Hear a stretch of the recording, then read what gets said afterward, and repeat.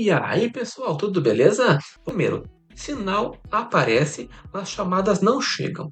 Qual a solução? Abra as configurações de rede e confirma se o aparelho está usando a rede correta da operadora.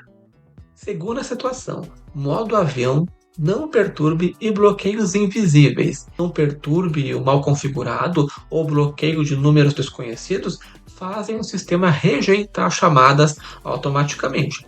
Qual a solução? Você vai desativar o modo avião, revisar o não perturbe e verificar os filtros ou bloqueios de chamadas nas configurações do telefone. Terceira situação, falha no VoLTE 4G ou 5G. Alguns aparelhos eles têm conflito entre dados e voz, ainda mais após atualizações. A internet não, ela funciona a internet, mas as ligações elas não completam. Qual a solução? Desativar o VoLTE ou force por um tempo o uso de 3G ou 2G, tá? E testa se as chamadas voltam a funcionar.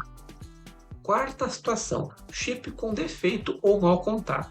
Chips antigos, cortados ou mal encaixados, eles mantêm sinal instável para chamadas. Qual a solução? Retira o chip, limpa e recoloca certinho ali ou testa em outro celular. Se falhar, troque o SIM. Quinta situação, desvio de chamadas ativado.